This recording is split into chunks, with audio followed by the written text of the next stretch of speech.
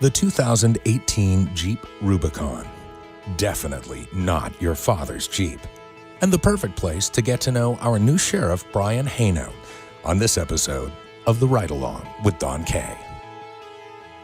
So what challenges have you seen in law enforcement with... A lot of it is providing that same level of high, service everybody, we actually like doing. Right. And still being able to maintain the call volume. So are you looking at taking the sheriff's department in a different direction than Sheriff Curry had currently been in? Or what are some of the differences for your leadership that we can look forward to in the community? Well, different direction, no.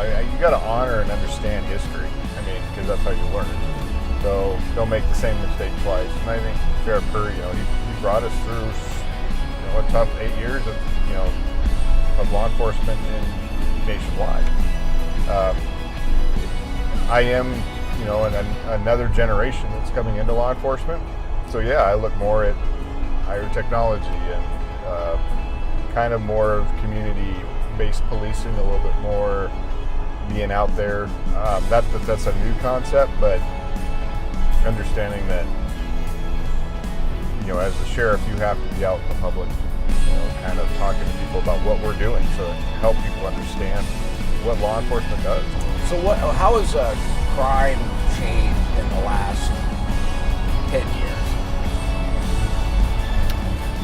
A lot of it has to do, I think, with drugs. We're seeing more thefts. We're seeing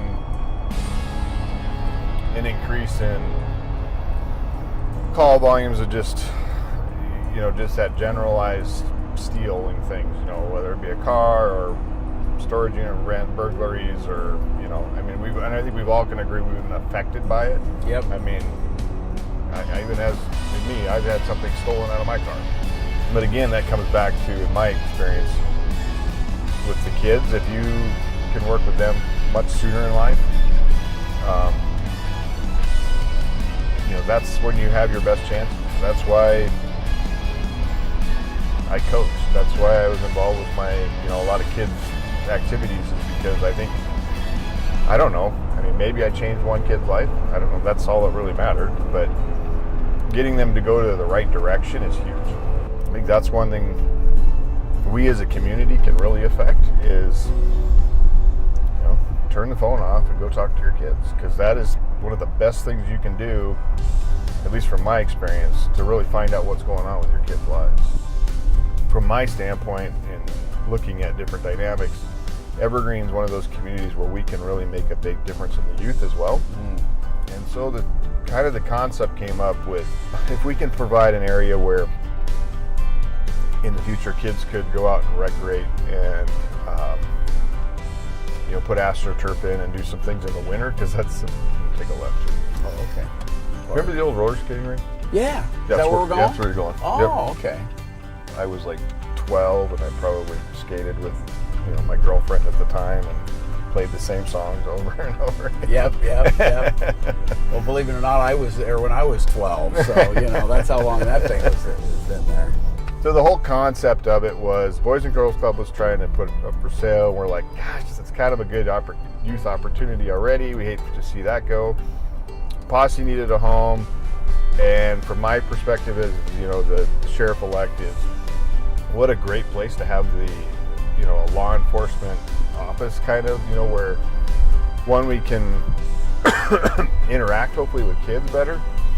Second of all, we have the ability to, if we have an incident in Evergreen, we have a place for people to go, maybe be housed in emergencies, and then hopefully, have that community room. So we're starting to build rather than ignoring the issue, I guess. Sure. Just kind of a dream goal of having all this, and then hopefully the future would allow, kind of like an open gym concept, where in the wintertime, you're providing a secure place for kids to go. I'm a Helena Flats Evergreen kid. Are you? So, yeah. Oh. After checking out the former home of the Boys and Girls Club and future home of the Sheriff's Posse, it's time for Brian to get behind the wheel of this 2018 Jeep Rubicon and check it out for himself. They're somewhere, but all you got to do is push the... What's cool about a Jeep, a lot of attitude, glorified four-wheel drive. You can take it, it's great around town and up in the woods. This particular model, it's been more refined now, and but it's still got the Jeep attitude, you know, kind of thing. And as you can see, it was quieter on the road than the old one. It's so versatile. The only bad in the old one is that, you know, they weren't great for long trips. So if I'm going to go to Helena, I wouldn't drive this. I'd drive my wife's Grand Cherokee. But today I'd drive this. And it's like the ride comfort is so much better than they used when we had it before. Yeah. It's a refined, but still has the Jeep attitude, the Jeep look, and everything with all the technology.